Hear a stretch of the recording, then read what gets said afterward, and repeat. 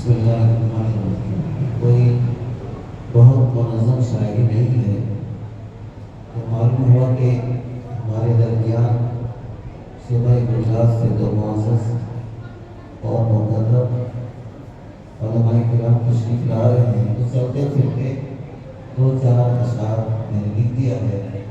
تو مولانا مسلم صاحب دعوت درگاہ نے کہا کہ آپ اس کو پڑھیے۔ یہ کل سے نہیں پڑھا جائے گا، ویسے ہی پڑھ کر کے آج کے ہمارے مہمان ہیں حضرت مولانا محمد یوسف بسم اللہ صاحب، جو استاذ حدیث ہیں کفلیدہ مدرسہ کے، اور دوسرے مہمان کا نام ہے جناب قاری احمد بسم اللہ صاحب، جو اسی مدرسے کے شعبہ تجوید کے استاذ ہیں۔ ابھی ان کی قرأت آپ نے سماعت فرمائی۔ دو چار مصرے ہیں جو اچانک لکھے گئے ہیں، اس لیے شعراء حضرات اگر اس میں کچھ کمی بیشی ہو تو اسے برداشت کریں گے۔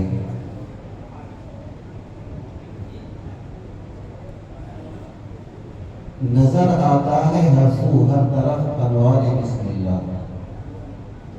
نظر آتا ہے ہر سو ہر طرف انوار بسم اللہ، آیا ہے ہر در و دیوار پر افکار بسم اللہ،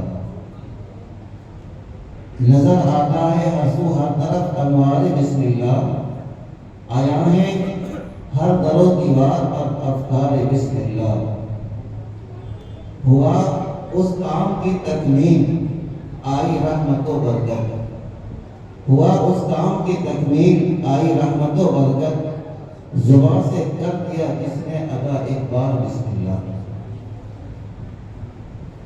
حضرت آئے ہیں ہمارے علاقے میں جو پتھروں کا علاقہ ہے،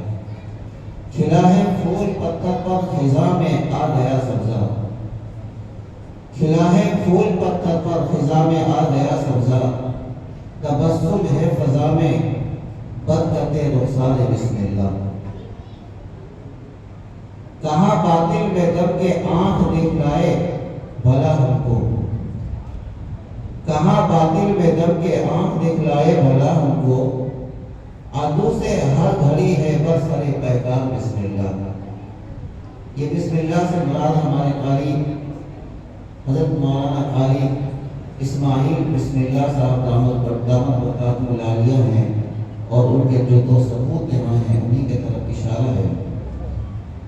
کہاں باطل میں دب کے آنکھ دکھلائے بھلا ہم کو،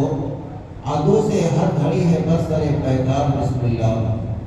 خدا کے خلق سے الفت محبت ان کا شیوا ہے، خدا کے خلق سے الفت محبت ان کا شیوا ہے، دوائے درد دل برگو ثمر اوفار بسم اللہ۔ یقیناً فقر و مستی میں صحابہ کا نمونہ ہے، یقیناً فقر و مستی میں صحابہ کا نمونہ ہے، سخاوت کے فقاہت کے علم بردار بسم اللہ۔ سند کی حیثیت حاصل ہے بحر بے کرام ہے وہ، سند کی حیثیت حاصل ہے بحر بے کرام ہے وہ، امین قرآن و سنت، امین قرآن و سنت قاری اسماعیل بسم اللہ۔ محبت کی نگاہیں آپ دیدہ ہو کے کہتی ہے، محبت کی نگاہیں آپ دیدہ ہو کے کہتی ہیں، تمنا دل میں ہے آئے یہاں ہر بار بسم اللہ۔ یہ چند اشعار تھے جو میں نے خدمت اقدس میں پیش کر دیا۔ بہرحال اللہ تبارک و تعالیٰ کا بےحد ممنون اور مشکور ہم لوگ ہیں کہ آج کے اس اختتامی اجلاس میں آپ حضرات نے اپنا قیمتی وقت دے کر کے یہاں تشریف لائے، اور یہی نہیں بلکہ آج کے اس اجلاس میں صوبہ جھارکھنڈ کے بڑے بڑے علماء، کئی مدرسوں کے محتمین، صدر مدرس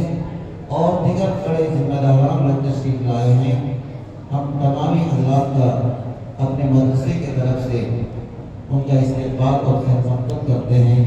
اور ان کے آنے کے لیے اور ان کے سلسلے میں دعا کرتے ہیں کہ اللہ تعالیٰ آپ حضرات قبول فرمائے۔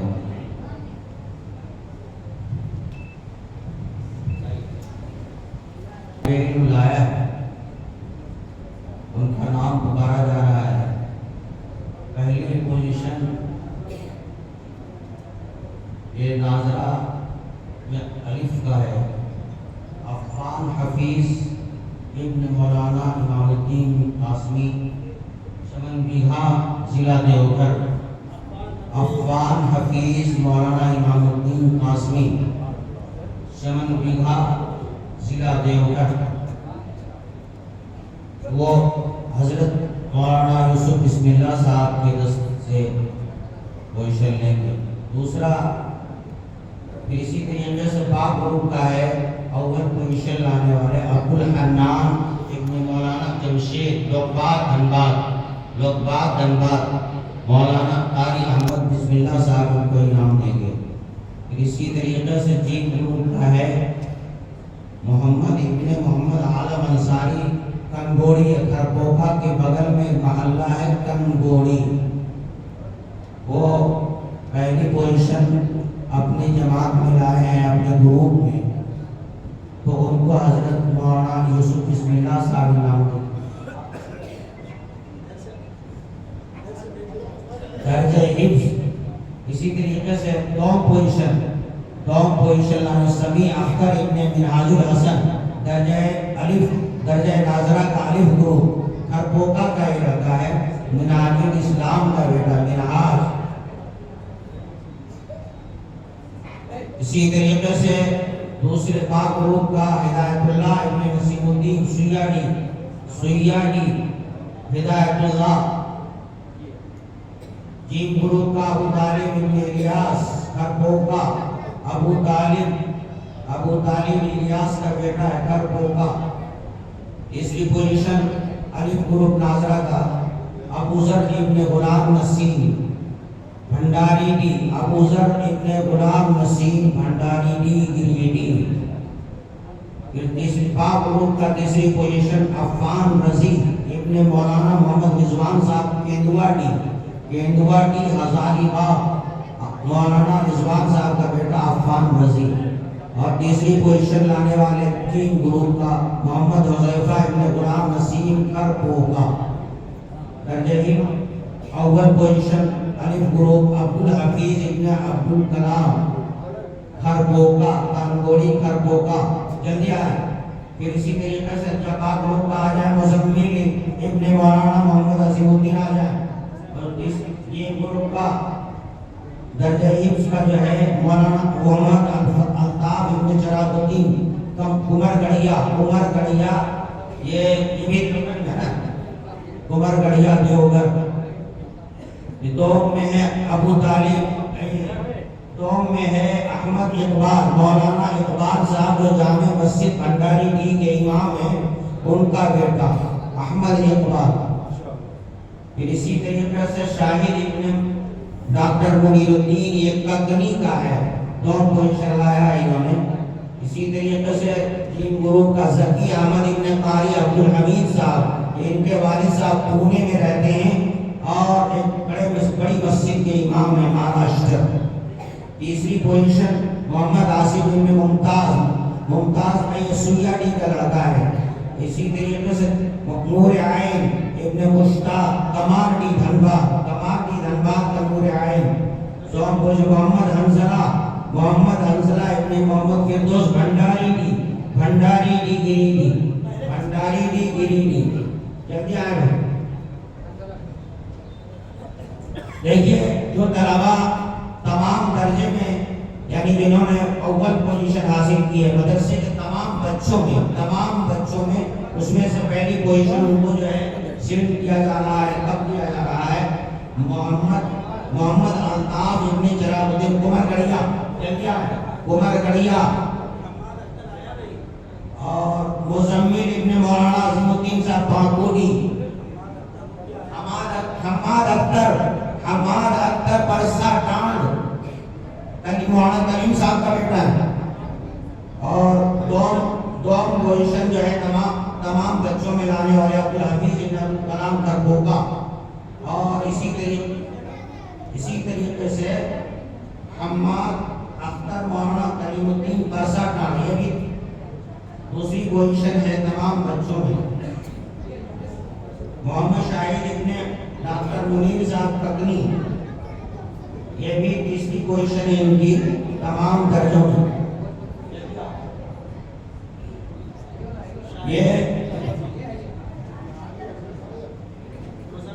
یہ کچھ انعامات تھے بچوں کے اول دوم سوم کے ہر درجے کے.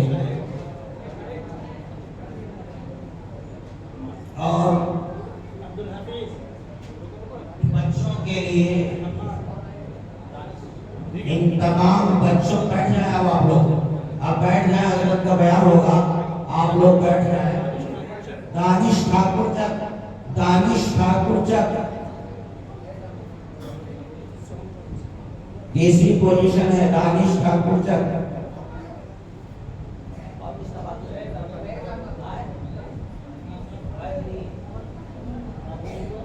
ابو عمر یا عبد القیوم کا پوتا ہے، اختر اس کے ابا کا نام اختر ہے. خرپوکا کا ہی بچہ ہے.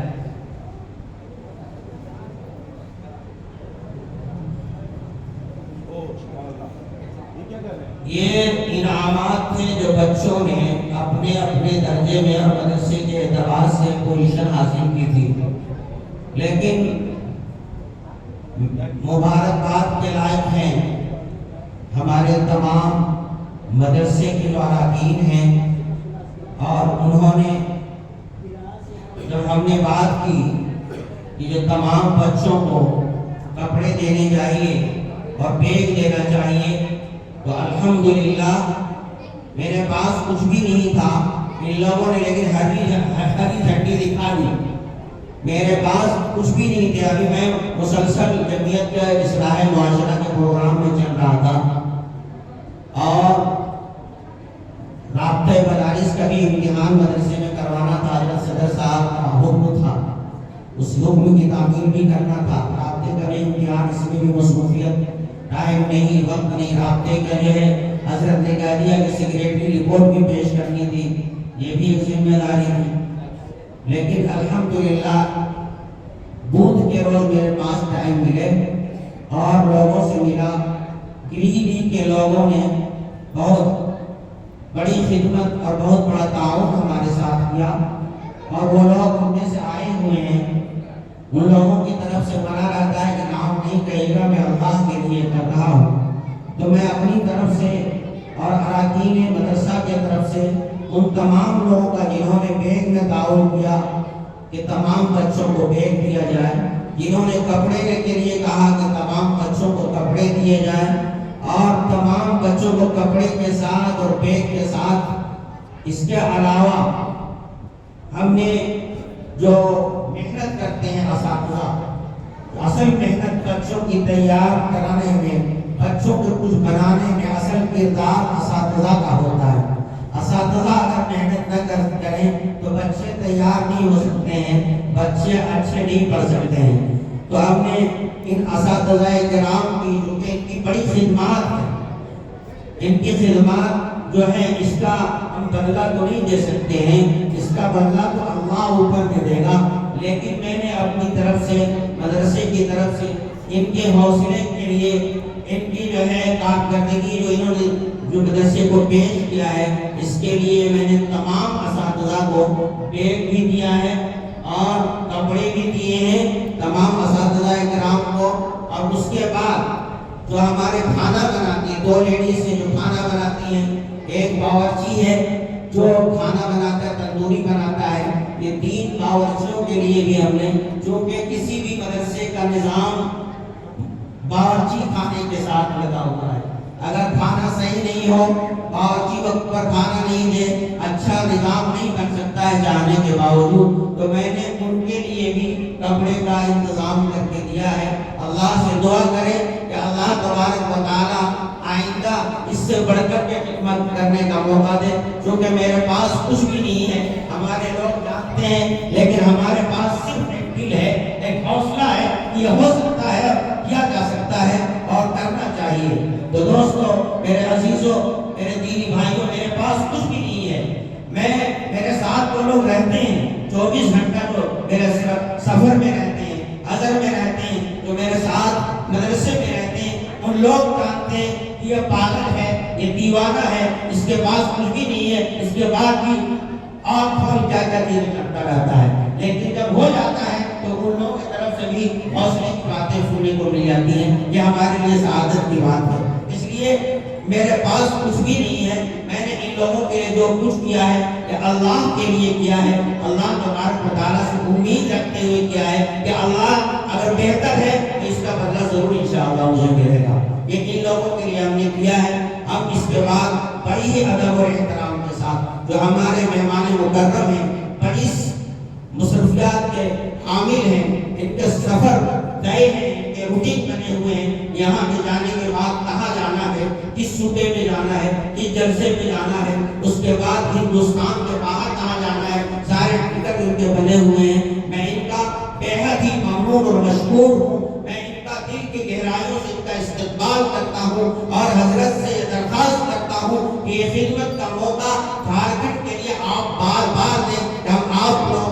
جیسی شخصیت کی ہم سب خدمت کرتے رہیں اور ہم لوگوں کو حوصلہ ملتے رہے اور ہم لوگ اس کام کو اور بہتر سے بہتر کر سکیں۔ اور ہمارے شاہد بھائی جو ہیں، یہ شاہد خان، انہوں نے کچھ جو ہے سند پیش کیا ہے ہمارے مہمانوں کے لیے۔ میں چاہتا ہوں کہ شاہد بھائی آپ اپنے ہاتھ سے، کہ شاہد خان یہ سعودی میں رہتے تھے، ان کا وہ مزاج چلتا ہے سعودی والا، یہ جھارکھنڈ میں سمجھتے ہیں کہ جھارکھنڈ والے لوگ اسی طرح جلدی سے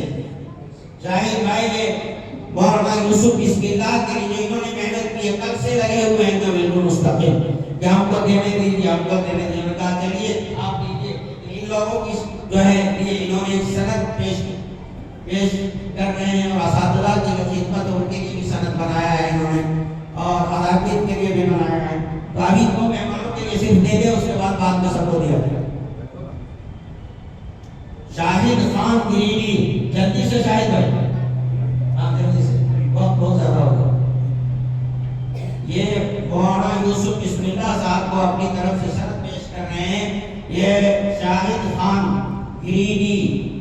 ان کی محنت ہے اور مدرسے کے بہت ہی خاص ہمارے ہیں اور بڑے دل سے جڑے ہوئے، تعجب میں بھی دعا کرتے ہیں ہمارے لیے اور ادارے کے لیے۔ اللہ تعالیٰ ان کو اور مزید اللہ سے اولاد آنے کی توفیق دے۔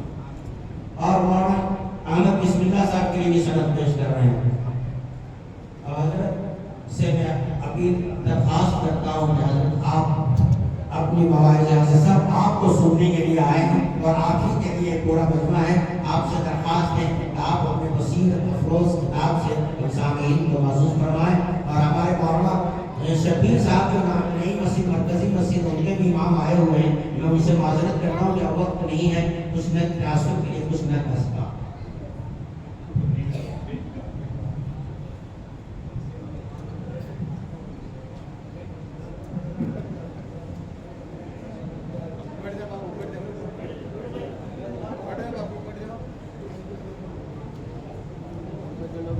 الحمد لله رب العالمين والصلاة والسلام على سيد الأنبياء والمرسلين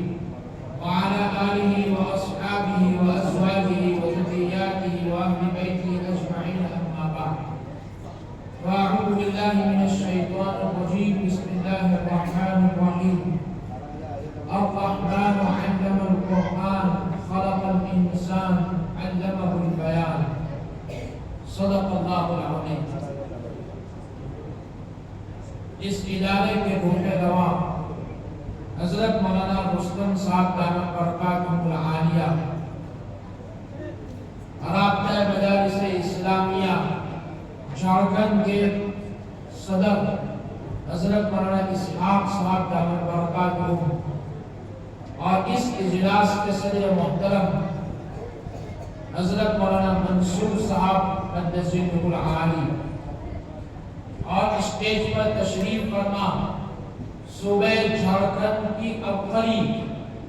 اور اساسی اور دگج علماء کرام، میرے لیے بڑی سعادت اور خوش بختی کا یہ موقع ہے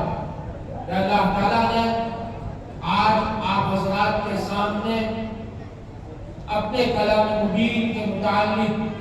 کچھ گفتگو کرنے کا موقع عنایت فرمایا ہے۔ امت مسلمہ کا قرآن سے، شریعت سے، دین سے، احادیث نبویہ سے کیا تعلق ہے، علماء کرام ان کو واضح کر چکے ہیں۔ اللہ تعالیٰ نے اس دنیا کے اندر بے شمار مخلوقات بنائی ہیں۔ ان مخلوقات میں اللہ تعالیٰ نے انسان اور جن کو مکلف بنایا۔ قرآن کریم میں اللہ تعالیٰ نے ارشاد فرمایا وَمَا خَلَقْتُ الْجِنَّ وَالْإِنسَ إِلَّا لِيَعْبُدُونِ، اور دنیا کی جتنی بھی چیزیں ہیں وہ انسان کے تابع کرتی ہیں، انسان کا کنٹرول اس کے اوپر ہے، انسان کو اس کے اوپر اختیار دیا گیا ہے۔ قرآن کریم میں اللہ تعالیٰ نے ارشاد فرمایا وَسَخَّرَ لَكُمُ اللَّيْلَ وَالنَّهَارَ وَسَخَّرَ لَكُمُ الشَّمْسَ وَالْقَمَرَ دَائِبَيْنِ، کہ دنیا میں جتنی بھی چیزیں ہیں، آسمان، زمین، سورج، چاند اور کہکشائیں اور چرند پرند اور بھی دیگر مخلوقات، خَلَقَ لَكُمْ مَا فِي الْأَرْضِ جَمِيعًا، ہم نے انسان کے لیے پیدا کیا۔ انسان کا مقام کیا ہے، انسان کی حیثیت کیا ہے، انسان کی عظمت کیا ہے، اس کو بھی کلام رب نے اللہ جل جلالہ نے اس آیت کے اندر واضح کر دیا لَقَدْ خَلَقْنَا الْإِنسَانَ فِي أَحْسَنِ تَقْوِيمٍ، ہم نے انسان کو بہترین سانچے میں ڈھالا ہے۔ پھر انسانوں کی ہدایت کے لیے اللہ تعالیٰ نے حضرت آدم علیہ السلام کے ذریعے سے جناب رسول اللہ صلی اللہ علیہ وسلم تک 1,24,000 انبیاء علیہ الصلوات و تسلیمات کو انسانوں کی ہدایت کے لیے اس دنیا کے اندر بھیجا۔ حضرات انبیاء علیہ الصلوات و تسلیمات کو اللہ تعالیٰ نے کتابیں عطا فرمائی، صحائف عطا فرمائے، لٹریچر عطا فرمائے، میسیجز عطا فرمائے، پیغام ربی ان کی طرف اللہ تعالیٰ کی طرف سے نازل کیا گیا۔ صحف ابراہیم و موسیٰ علیہ السلام کو صحائف دیے گئے، ابراہیم علیہ السلام کو صحائف دیے گئے، حضرت موسیٰ علیہ السلام کو توریت دی گئی، حضرت عیسیٰ علیہ السلام کو انجیل دی گئی، حضرت داؤد علیہ السلام کو زبور دی گئی۔ لیکن آسمانی جتنی بھی کتابیں قرآن کے علاوہ جتنے بھی صحائف اس دھرتی پر، اس زمین پر، اس دنیا میں اللہ کی طرف سے نازل کیے گئے،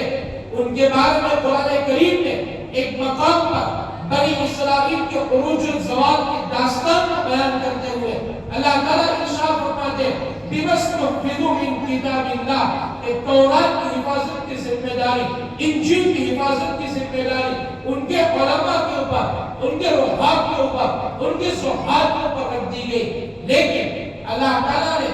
امت مسلمہ کو جو کتاب عطا کی،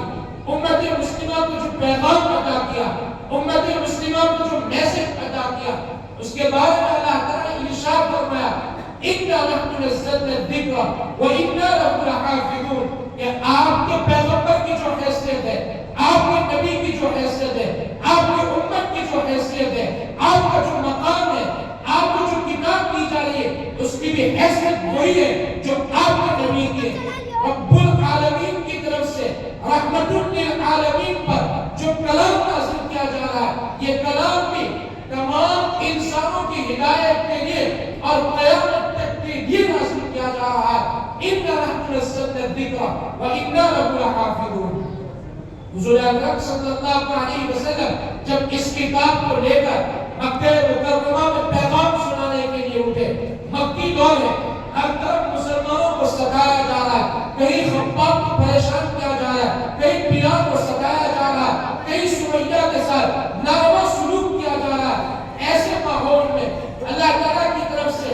آپ صلی اللہ علیہ وسلم کو گائیڈنس کیا کی جا رہی ہے، رہنمائی کیا کی جا رہی ہے، ہدایت کیا دی جا رہی ہے۔ اللہ نے ارشاد فرمایا وَجَاهِدْهُمْ بِهِ جِهَادًا كَبِيرًا، اے پیغمبر آپ کا کام کیا ہوگا، آپ کا کردار کیا ہوگا؟ مکی زندگی ہے، بیت اللہ میں آپ نماز نہیں پڑھ سکتے، اسلام کا پیغام نہیں سنا سکتے، اسلام کی دعوت نہیں دے سکتے، ہر طرف شور ہے، ہر طرف مخالف کی آندیاں ہے، ہر طرف ٹکراؤ ہے، ہر طرف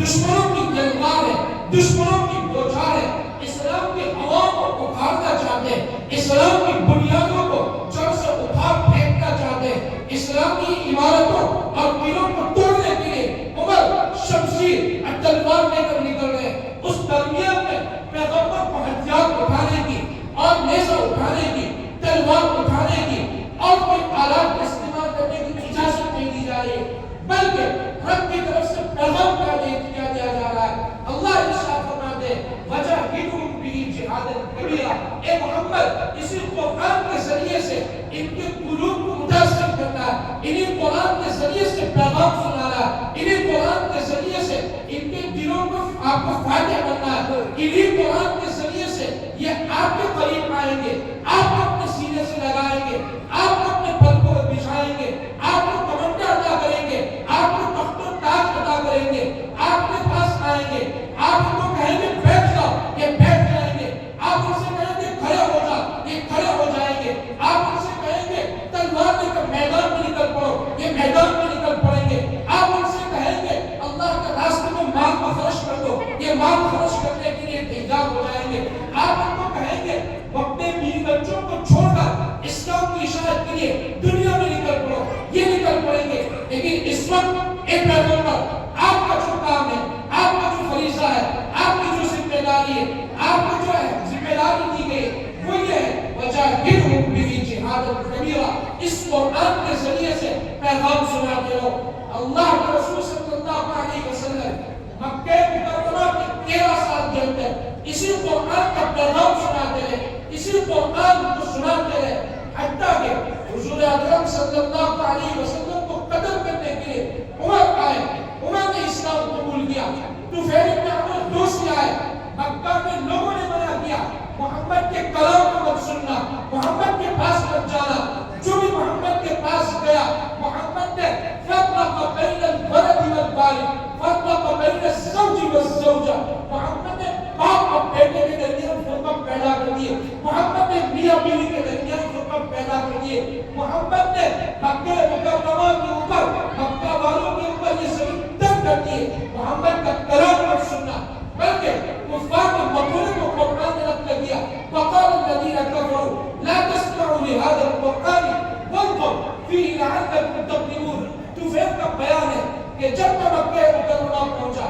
سرداران اور قریش مکہ کی طرف سے پیغام کیا گیا قرآن مت سننا، کان میں ریڑھ ٹھوس لی، کہیں محمد کا کلام دل میں داخل نہ ہو جائے۔ ایک دن حضور اکرم صلی اللہ علیہ وسلم حرم مکی کے اندر نماز پڑھ رہے تھے، طفیل جا کر قرآن سننے لگے، بس کان سے روح نکال دی، آپ صلی اللہ علیہ وسلم کی خدمت میں حاضر ہوئے اور آ کر کہنے لگے اے محمد مجھے اسلام کا کلمہ پڑھا دیجیے۔ قیس بن عاصم المنقری رضی اللہ تعالیٰ عنہ، امام قرطبی رحمۃ اللہ علیہ اور دیگر حضرات علماء اور مفسرین نے سورہ رحمان کی تفسیر میں نقل کیا ہے کہ آپ صلی اللہ علیہ وسلم کی خدمت میں حاضر ہوئے اور اللہ کے رسول صلی اللہ علیہ وسلم سے کہنے لگے اے اللہ کے رسول مجھے وہ چیز پڑھ کر سنائیے جو چیز آپ لوگوں کے سامنے پڑھ کر سناتے ہیں۔ اللہ کے رسول صلی اللہ علیہ وسلم نے سورہ رحمان ایک مرتبہ پڑھ کر سنایا۔ قیس بن عاصم المنقری رضی اللہ تعالیٰ عنہ کہنے لگے اے اللہ کے رسول دوسری مرتبہ پڑھ کر سنائیے، دوسری مرتبہ پڑھ کر سنائیے، پھر کہنے لگے اے اللہ کے رسول تیسری مرتبہ پڑھ کر سنائیے، آپ صلی اللہ علیہ وسلم نے تیسری مرتبہ پڑھ کر سنایا، فرمانے لگے انکم لحلاوہ انکم لطلاوہ، ایسا عجیب و غریب قرآن، ایسا عجیب و غریب کلام، ایسی شیرینی اور ایسا مٹھاس میں ہوتا کلام آج سے پہلے کبھی میں نے نہیں سنا تھا۔ اسی وقت آپ صلی اللہ علیہ وسلم کے ہاتھ مبارک کو پکڑ لیا اور کہنے لگے اللہ کے رسول کلمہ پڑھا دیجیے، اور اسی قرآن کے ذریعے سے آپ صلی اللہ علیہ وسلم کے ہاتھ پر اسلام میں داخل ہو گئے۔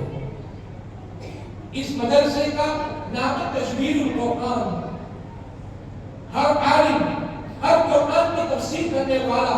ہر قرآن سے اپنی نسبت کو جوڑنے والا، ہر احادیث مبارکہ کی تشریح کرنے والا جانتا ہے کہ قرآن کا حق کیا ہے، قرآن کس طرح پڑھا جائے، اور تجوید اور قرآن کے ساتھ پڑھنے والوں کی کیا تعلیم قرآن کریم نے بیان فرمائی۔ قرآن کریم ارشاد فرماتا ہے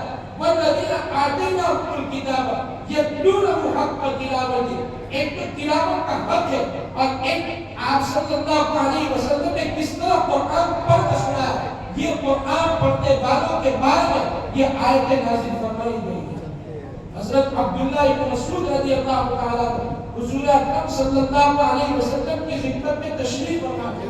اللہ کے رسول صلی اللہ علیہ وسلم نے عبداللہ ابن مسعود رضی اللہ تعالیٰ عنہ سے فرمایا اے عبداللہ قرآن پڑھ کر سنائیے.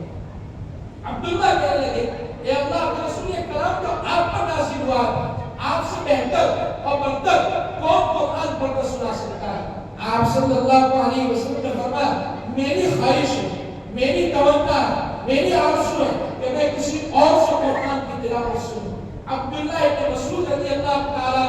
سورہ نساء کی آیت پڑھنے لگے فَكَيْفَ إِذَا جِئْنَا مِنْ كُلِّ أُمَّةٍ بِشَهِيدٍ وَجِئْنَا بِكَ عَلَى هَؤُلَاءِ شَهِيدًا. حضرات علماء یہاں تشریف فرمائے، محدثین یہاں پر موجود ہیں، مفسرین موجود ہیں، علماء لکھتے ہیں اس آیت مبارکہ کے اندر آپ صلی اللہ علیہ وسلم کے مقام بلند کو، عظمت شان کو اور رفعت کو بیان کیا گیا ہے. آپ صلی اللہ علیہ وسلم صحابی رسول سے سن رہے ہیں اور اس آیت پر جب پہنچے تو عبداللہ ابن مسعود سے کہنے لگے حسبک الآن، اے عبداللہ اب ٹھہر جا. عبداللہ دیکھتے ہیں آپ صلی اللہ علیہ وسلم کی آنکھوں سے آنسو جاری ہیں. امام نووی رحمۃ اللہ علیہ کو محدثین کا جو مقام حاصل ہے، امام نووی رحمۃ اللہ علیہ فرماتے ہیں قرآن جب صحیح پڑھا گیا اور امت نے جب صحیح پڑھ کر لوگوں کو سنایا، قرآن نے جب صحیح پڑھ کر امت کو سنایا، مار جب بسببہا اس کی صحیح تلاوت کی وجہ سے ایک جماعت تک نہیں لا سکی اور اسی وقت ان کا انتقال ہو گیا. اور جب قرآن نے صحیح تجوید و قرآن کے ساتھ قرآن امت کے سامنے سنا، امام نووی آگے لکھتے ہیں وَصَعِيقَ بِجَمَاعَةٍ وَصَعِيقَ جَمَاعَةٌ بِسَبَبِهَا کہ صحیح قرآن کریم پڑھنے کی وجہ سے ایک جماعت تک نہیں لا سکی اور بے ہوش ہو گئی. یہ قرآن کی عظمت ہے، یہ قرآن کی حلاوت ہے، یہ قرآن کی تاثیر ہے. آج امت مسلمہ کی شکوہ ہے، آج امت مسلمہ اپنی مجلسوں میں اپنے پروگراموں میں ایک شکایتیں کرتی رہتی ہے کہ امت کمزور ہو چکی ہے، امت پسپا ہو چکی ہے، امت ذلیل ہو چکی ہے. ہر طرف امت کو پیٹا جا رہا، ہر طرف امت کو عدالت کے کٹہرے میں کھڑا کیا جا رہا، ہر طرف امت کو کوئی حیثیت نہیں دی جا رہی ہے. امت مسلمہ جب قرآن کریم سے وابستہ تھی، قرآن کو اپنا اوڑھنا پچھوڑا پہنایا تھا، تو اس وقت عمر سواری پر سوار ہو کر مسجد الاقصی تشریف لے جا رہے تھے، وہاں کی چابیاں یہودی ان کی خدمت میں پیش کر رہے تھے. جب عمرو بن العاص رضی اللہ تعالیٰ اسی قرآن کو لے کر مصر کے حدود میں داخل ہوئے تھے، قوم کا استقبال کیا گیا، مصر کی حکومت کا تاج اور وہاں کی پارلیمنٹ کا عہدہ ان کے حوالے کیا گیا. اور سلمان فارسی رضی اللہ تعالیٰ عنہ اور آپ صلی اللہ علیہ وسلم کی جلیل القدر صحابہ جب دجلہ و فرات کے کنارے پر پہنچے، سمندر میں عبور کرنے کے لیے کشتیاں نہیں تھی، لوگ حیران تھے، پریشان تھے. اسی ایمان کے ساتھ، اسی قرآن کے ساتھ، اسی رب کے پیغام کے ساتھ جب یہ لوگ آگے بڑھے، اپنی سواری پر سوار ہو کر ایران کے حدود میں داخل ہوئے. ایرانیوں کا بیان ہے دیوا آمدن، دیوا آمدن، یہ تو جن آ گئے، یہ تو بت آ گئے. جب مسلمان قرآن کو لے کر اٹھے تھے، افریقہ کے جنگل میں عقبہ ابن نافع الفہری رضی اللہ تعالیٰ عنہ پہنچے تھے اور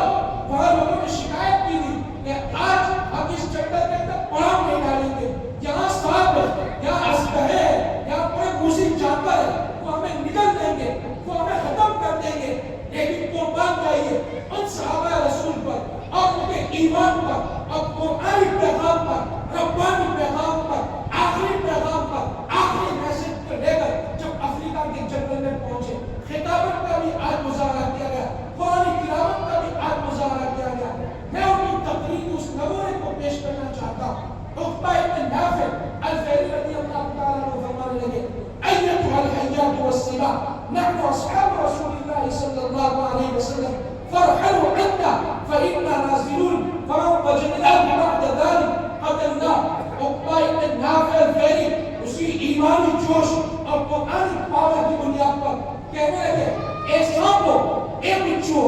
ہم آپ صلی اللہ علیہ وسلم کے فداکار ہیں ہم محمد صلی اللہ علیہ وسلم کے ماننے والے یہاں سے چلے جاؤ اس تقریر کے بعد اس خطاب کے بعد اس پیغام کے بعد اگر کوئی جانور اس جنگل کے اندر نظر آئے گا کیفر کردار تک اس کو پہنچا دیا جائے گا ختم کر دیا جائے گا مؤرخین لکھتے اس تقریر کا اثر یہ تھا اس پیغام کا اثر یہ تھا سارے جانور اپنے بلوں سے اپنے غاروں سے اپنے بچوں کو اپنے کانوں پر ڈال کر انہوں نے جنگل صحابہ کے حوالے کر دیا کہ آج سے آپ کا پڑاؤ ہوگا آج سے آپ کا مسئلہ ہوگا یہ قرآن کی تاثیر ہے یہ قرآن کا پیغام ہے یہ ایمان کا پاور ہے یہ حضرت صحابہ کی تقریر کا اثر ہے یہ تقریر انجمن تہذیب اللسان کا اختتامی پروگرام میں طلبہ عزیز سے خاص طور پر کہوں گا ایسے پروگراموں میں بڑھ چڑھ کر حصہ لیجیے مسلمانوں نے اسلام کی طرح طرح سے خدمت کی ہے کسی نے مال سے خدمت کی ہے کسی نے قرآن پڑھ کر لوگوں کو اسلام قبول اسلام میں داخل کیا کسی نے اشعار پڑھ کے اسلام میں داخل کیا کسی نے تقریر کر کے لوگوں کو اسلام میں داخل کیا عہد نبوی کا ایک واقعہ سنا کر اپنی بات کو ختم کروں گا حضور اکرم صلی اللہ علیہ وسلم کی خدمت میں قبیلے بنو تمیم کے لوگ ایسے وقت حاضر ہوئے کہ اللہ کے رسول صلی اللہ علیہ وسلم جدار قبلی کے اندر جو حجرے بنے ہوئے تھے ان حجروں میں سے کسی ایک حجرے کا آرام کروا رہا تھا قبیلے بنو تمیم کے لوگ آئے اور آ کر نعرہ دینے لگے ہم ایسی تعریف کرتے ہیں ہمارے مقابلے میں کوئی تعریف نہیں کر سکتا اور ہم ایسی مذمت کرتے ہیں ہمارے مقابلے میں کوئی ایسی مذمت نہیں کر سکتا اللہ کے رسول صلی اللہ علیہ وسلم کو دعوت دینے لگے مقابلے کی ٹکرانے کی تصادم کی آپ صلی اللہ علیہ وسلم نے صحابہ سے پوچھا یہ کیا کہہ رہے ہیں وہ کہنے لگے کہ آج تک لوگوں نے تلواروں کے ذریعے سے نیزوں آلات کے ذریعے سے آپ سے مقابلہ کیا ہمارا آپ کا مقابلہ نیزوں اور تلواروں اور آلات کے ذریعے سے نہیں ہوگا بلکہ ہمارا آپ کا مقابلہ شعر و شاعری کے ذریعے سے ہوگا ہمارا آپ کا مقابلہ خطابت کے ذریعے سے ہوگا البدایہ والنہایہ کتاب ہے باب الوافدین کے اندر اس قصے کو تفصیل کے ساتھ بیان کیا گیا ہے کہ آپ صلی اللہ علیہ وسلم صحابہ کی جماعت کو لے کر وہاں پر پہنچے اللہ کے رسول صلی اللہ علیہ وسلم ان سے فرمایا کہ پہلے ہم کلام کریں گے یا آپ کلام کریں گے انہوں نے کہا پہلے ہم کلام کریں گے ان میں سے ایک شاعر کھڑا ہوا اور اس نے زبردست اشعار پڑھے آپ صلی اللہ علیہ وسلم کے صحابی جلیل حضرت حسان بن ثابت رضی اللہ تعالیٰ عنہ کسی کام کی وجہ سے وہاں موجود نہیں تھے اچانک وہ آ گئے آپ صلی اللہ علیہ وسلم نے حضرت حسان بن ثابت سے فرمایا اسلام کی نمائندگی کرتے ہوئے ان کو جواب دیا حضرت حسان بن ثابت نے ایسے اشعار پڑھے وہ ایک دم بہت نہیں ہوئے اس کے بعد ان کی طرف سے ایک عاقلہ تقریر پیش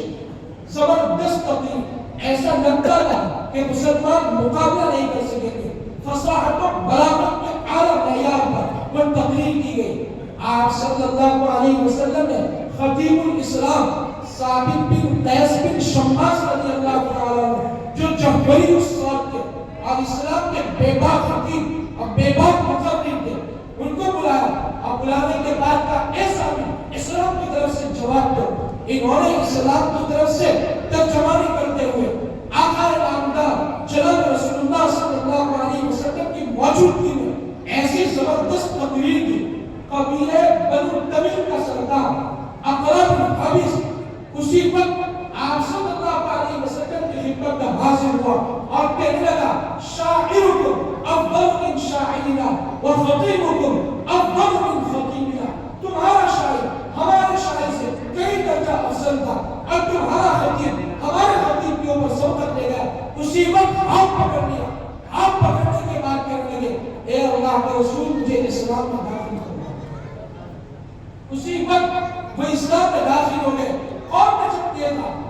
قوم کو اپنے سردار اور اپنے سید کے گرد دین پر ہوا کرتی ہے. قوم نے دیکھا ہمارے سردار جب مسلمان ہو گئے پورا وقت جو مقابلے کے لیے آیا تھا, ٹکرانے کے لیے آیا تھا, اپنے دین کے غلبے کے لیے آیا تھا, سپر ڈال دیے اور آپ صلی اللہ علیہ وسلم سے کہنے لگے ہمیں اسلام میں داخل کر دیں. میرے بھائیوں, عزیزوں, عزیز طالبین کو مدارس میں جو پروگرام کروائے جاتے ہیں ان میں بڑھ چڑھ کر حصہ لو. یہ خطابت, یہ شعر و شاعری, یہ تلاوت, یہ تدبر فی القرآن, یہ رسوخ فی العلم, اس کے ذریعے سے دین کی بڑی خدمت کرنی ہے. دین کو چپے چپے اور کونے کونے میں پہنچا دینا ہے. کوئی فرد بشر اس دین سے روشناس نہ ہو, بلکہ ہماری اور آپ کی ذمہ داری ہے اس پیغام کو, اس بیان کو اور اس دین کو ہر گھر میں, ہر انسان کے دل میں, ہر انسان کے کام میں پہنچا دینا. اللہ تعالیٰ اس ادارے کو خوب ترقیات سے نوازے, اس ادارے کے کارکنان کو ہمت عطا فرمائے, وسائل اور اسباب اور صلاحیت اور خزانے اپنے خزانے غیب سے ان کی نصرت اور اعانت فرمائے. مدرسے کی جملہ ضروریات کا اپنے خزانے سے تکفل فرمائے. کام کرنے والوں کی حوصلہ افزائی کرنے والوں اور ان کا ساتھ دینے والوں, ان کا تعاون کرنے والوں, ان تمام کے اللہ حفاظت فرمائے. اور کام کرنے والوں کا تعاون کرنے والوں کے لیے بھی خوشخبری ہے. اللہ کے رسول صلی اللہ علیہ وسلم نے حدیث پاک میں ارشاد فرمایا من عادى لي وليا فقد آذنته بالحرب, جو میرے ولی کو ستائے گا اس کے ساتھ جنگ کا اعلان ہے. اس حدیث کی تشریح ہے امام محدثین کے جن کو بلند مقام حاصل ہے, رتبہ حاصل ہے, علامہ قسطلانی رحمۃ اللہ علیہ فرماتے ہیں کیا خیال ہے ان لوگوں کے بارے میں جو علماء کا اکرام کرتے ہیں, جو دین کے داعیوں کا اکرام کرتے ہیں, جو دین سے وابستہ حضرات کا اکرام کرتے ہیں. کیا اس حدیث میں بتایا جا رہا ہے کہ ان کو ستانے والے کے ساتھ جنگ کا اعلان ہے, تو کیا ان کا اکرام کرنے والوں کے ساتھ نعمت کا اعلان نہیں ہے؟ اللہ تعالیٰ